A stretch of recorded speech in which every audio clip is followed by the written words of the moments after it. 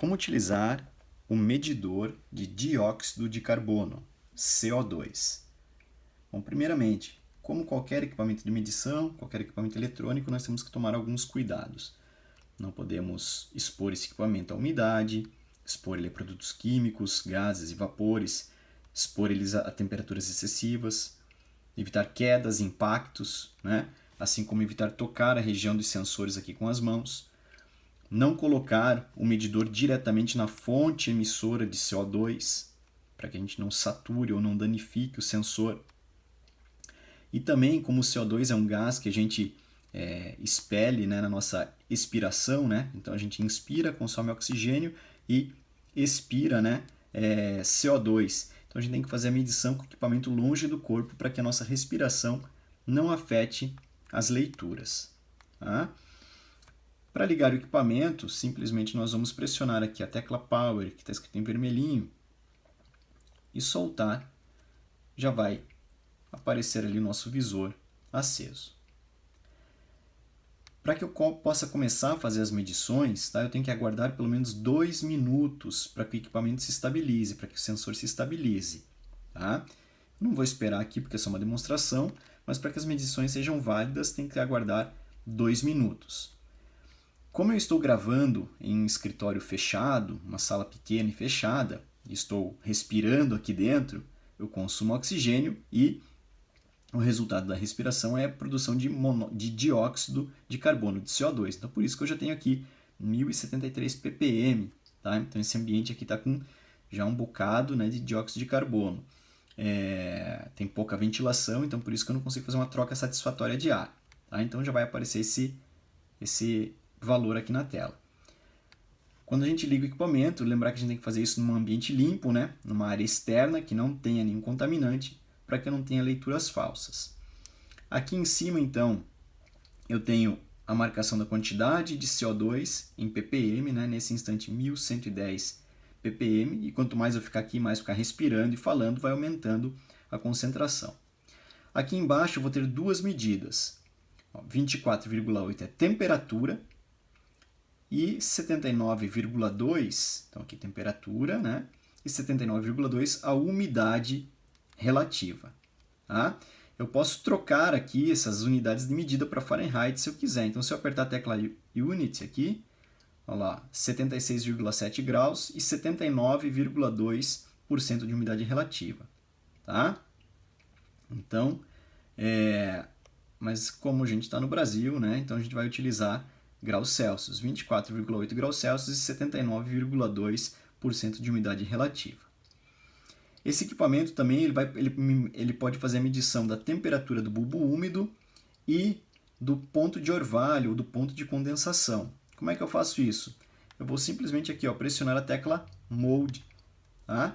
Então aqui, ó, se eu pressiono uma vez ela, aparece a letrinha ali, ó, DP, que é Dew Point. Tá? Que é ponto de orvalho. Então, o ponto de orvalho desse ambiente está em 20,9. Tá? Se eu apertar mais uma vez, vai aparecer ali WB de Wet Bulb. Né? Então, 22,1 é a temperatura do bulbo úmido. Se eu apertar pela terceira vez, ele volta para fazer a medição de umidade e temperatura instantânea. Tá? Então, 79,3% de umidade, 24,7 graus Celsius a temperatura e 1.202 ppm de CO2. Então, esse é um equipamento que serve não só para medir, né, concentrações de CO2, mas sim para medir a qualidade do ar interior. Né? Então, empresas aí que tenham ar-condicionado, né, os sistemas de ventilação aí instalados, né, precisam gerar relatórios aí da qualidade desse ar, então pode estar utilizando um equipamento como este aqui, né, que ele mede quantidade de CO2, ele mede temperatura, mede umidade, mede ponto de orvalho, né, o ponto de condensação e temperatura do bulbo úmido. Tá? Então ele é um equipamento multifuncional, não necessariamente só para medição de CO2. Outras funções que eu tenho nesse equipamento é para eu verificar, né, os valores de máximo e mínimo. Então, se eu apertar a tecla aqui, máximo e mínimo, né, apertei uma vez, ele vai me indicar os valores máximos de CO2 aqui em cima e de umidade e temperatura aqui embaixo. Se eu apertar a tecla máximo e mínimo mais uma vez, ele vai me dar os valores mínimos daquele período, né, em que foi feita a medição. Então, de CO2 e temperatura e umidade. E se eu apertar pela terceira vez, ele volta a fazer a medição normal. Tá? Então, já conhecemos as principais funções do equipamento e como utilizá-lo, né? Lembrando que aqui no Mode, então eu mudo para ponto de orvalho e temperatura do bulbo úmido, e aqui leitura normal de temperatura e umidade. Aqui em cima sempre vai estar a medição de CO2. Tá? Tecla Hold aqui eu consigo então travar a leitura daquele instante para fazer uma anotação ou algo do gênero. Né? Aperto mais uma vez, eu desbloqueio, ele volta a fazer as leituras. Tá? Tecla Unit muda as unidades aqui para temperatura, então ele vai passar aqui de Celsius para Fahrenheit. Tá? Não vai ser o caso. E a tecla Power, que é liga e desliga. Para eu desligar o equipamento, eu vou pressionar o botão até que a tela se apague e eu posso soltar. Lembrando que este equipamento aqui também ele permite conectividade através de cabo, tá? E um computador.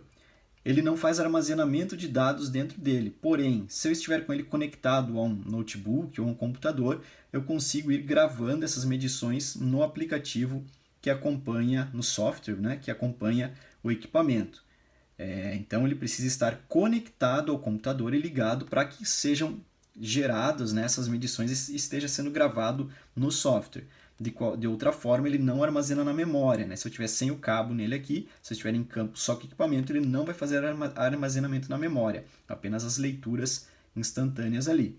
Se eu conseguir, né, se for possível levar um notebook junto, eu deixo ele plugado no cabo aqui do lado, que acompanha, e o software então vai fazendo tanto as leituras quanto gravando essas informações. E aqui na tela vai continuar aparecendo as informações também.